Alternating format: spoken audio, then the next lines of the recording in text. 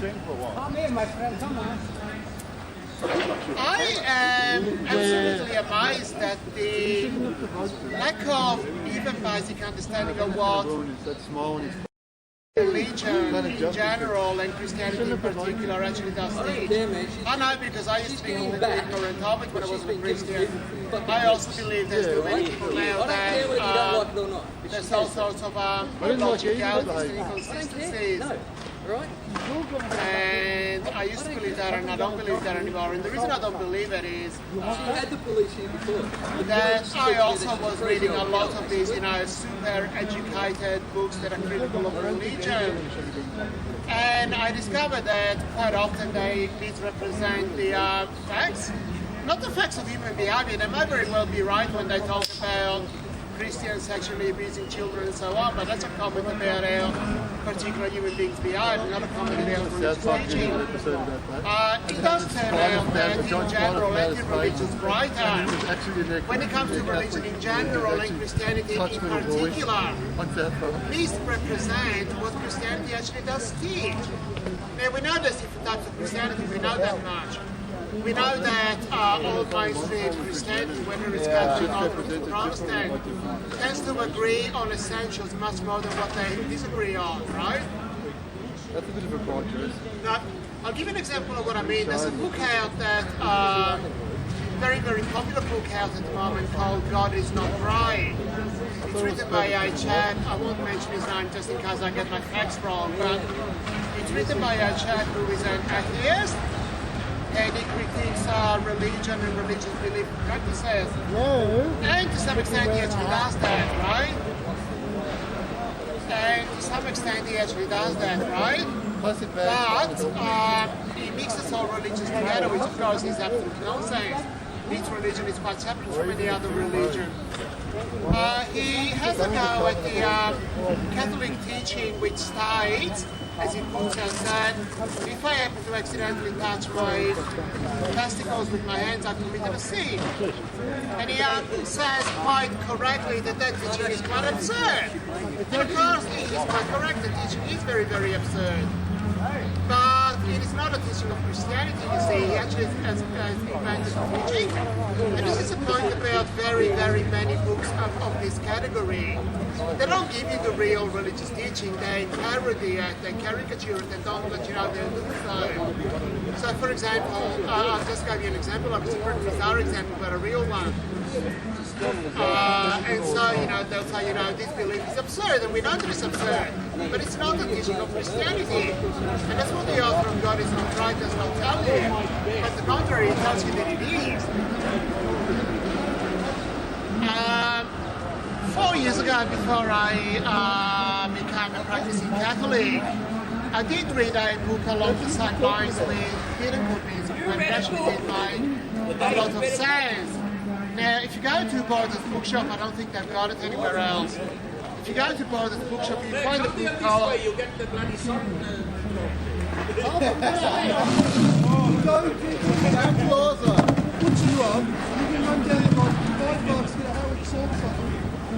If you go to Borders Bookshop, you find a book called The Case Against Christianity by Michael Marsden. Michael Marsden is not a political pornographist, in other words, a journalist. Michael Marsden is actually a philosopher, right?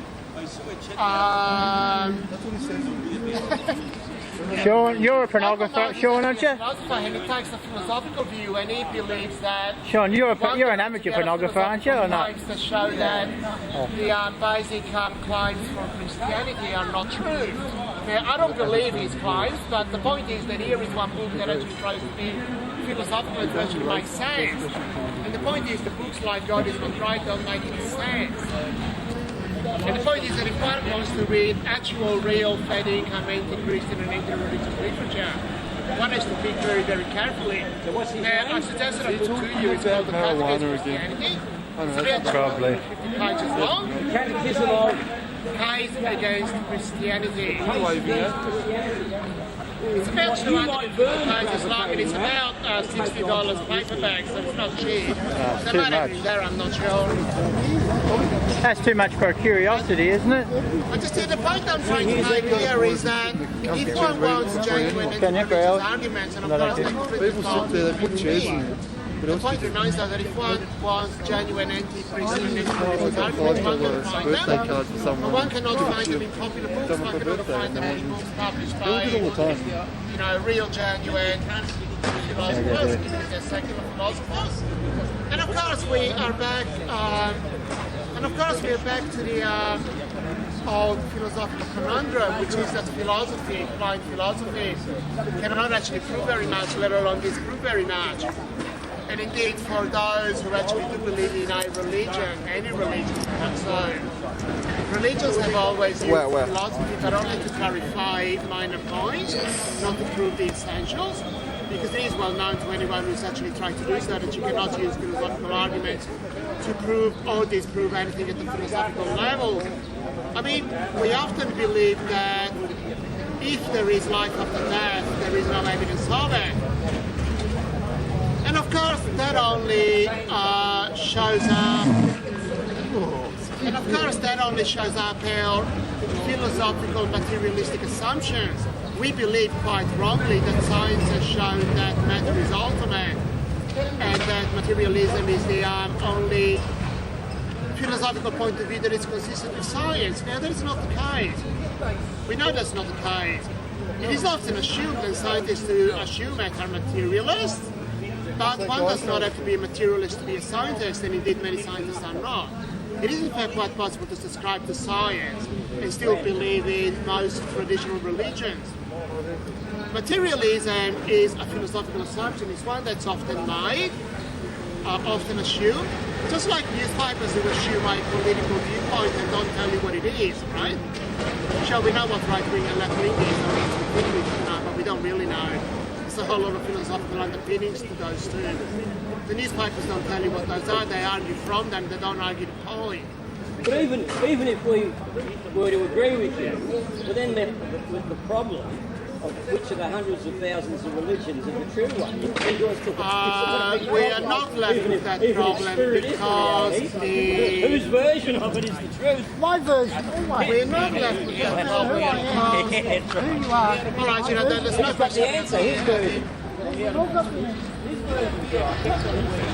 There's no question about me, you know, I am a convinced Catholic Christian, so that's what I'm going to be, right?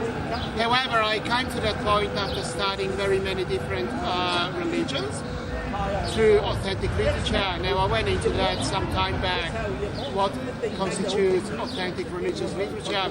It goes without saying that the average popular book on the subject is not relevant to authentic religious literature, but we'll leave that one behind.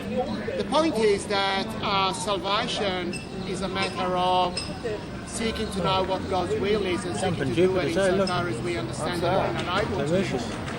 Now, when presented with something we believe is true in good conscience, we are then called to embrace it. That's if there's no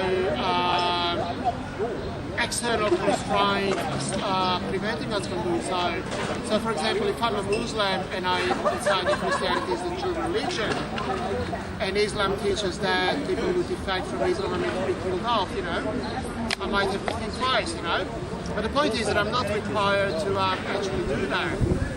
The point is that all Christianity says is we must seek to find out what God's will is, we must seek to do it, and we must seek to do whatever we think is consistent with that.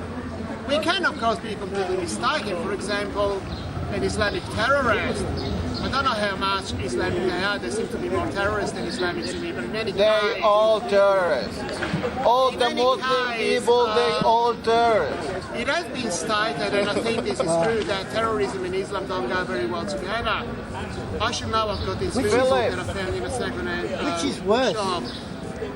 Flying aeroplanes into a building, Which actually killing preaches only 3,000 war against the people, West, and it doesn't or mention dropping bombs terrorism. way up there and killing 3,000 people. So the point is They're that as bad as each other. we may be so wrong in doing, in believe in what we believe is God's will. Problem Then here I believe there's is no I'm always right, and you're always wrong. And it doesn't matter. So, Not necessarily, you know. There's nothing right, there's nothing wrong.